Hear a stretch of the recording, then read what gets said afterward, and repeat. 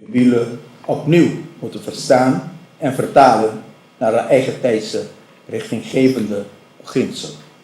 En dat beginsel is het gemeenschappelijk goed.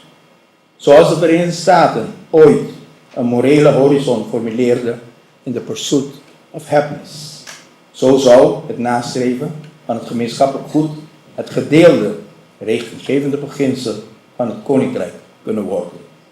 Niet slechts een juridische samenwerking, niet slechts een bestuurlijke constructie, maar een gemeenschap die zichzelf bewust organiseert rond het wederzijdse, menselijke waardigheid en gedeelde toekomst.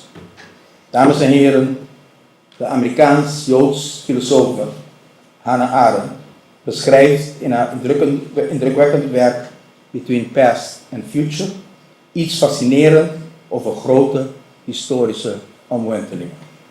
Zij schrijft dat de mensen die midden in de historische veranderingen leven, zelf de hoofdrolspelers, vaak nog niet precies weten welke diepere krachten hen werkelijk voortdrijven. Pas later begrijpt men welke ideeën, welke morele intuïties, welke bezielende idealen beslissend waren voor deze historische momenten. En hierbij wil ik even stilstaan bij de foto die misschien jullie allemaal integreert daarachter. Dit is een manifestatie gehouden in 1947 op Aruba. De heer in het wit, daar is mijn grootvader en Ema. En deze manifestatie was opgeroepen om steun te betuigen voor de wens van Aruba voor een afzonderlijke status binnen het koninkrijk. Aruba behoorde toen tot het koloniaal systeem. Het was een onderhorig eiland onder Curaçao en de onderhorige eilanden.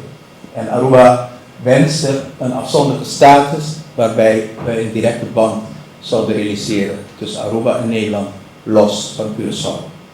Nou, die wens komt ook heel duidelijk naar voren op verschillende affiches, voorbereide affiches. Los van Curaçao door totale afscheiding, ook duidelijk een voorgemaakte affiche. Aruba 1 met Nederland. In die twee affiches zie je de beschrijving al van een toch best gecompliceerde constitutionele status, de afzonderlijke status.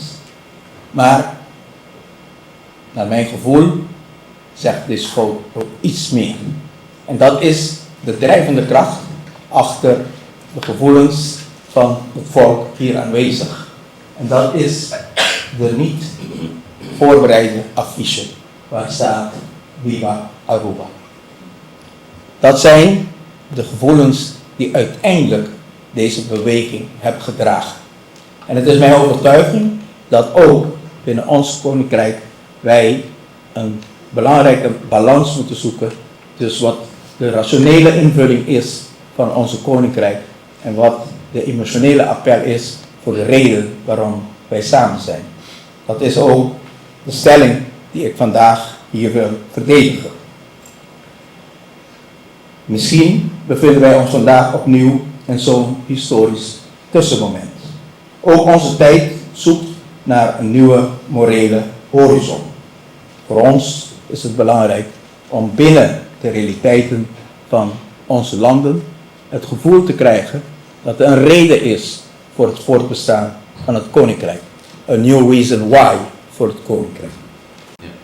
Toen president Abraham Lincoln midden in de Amerikaanse burgeroorlog in Gettysburg sprak, gaf hij niet slechts een juridische verdediging van de Unie. Hij gaf een morele betekenis aan het Amerikaans project. In nauwelijks enkele minuten sprak hij woorden die eeuwen later nog resoneerden. Government of the people, government by the people, for the people. Lincoln sprak niet over bureaucratie, niet over institutionele schema's. Hij sprak over een democratie die ten dienste moest staan van mensen, van hun waardigheid, van hun hoop, hun toekomst. Dat is precies wat grote politieke gemeenschap onderscheidt van louter administratieve constructies.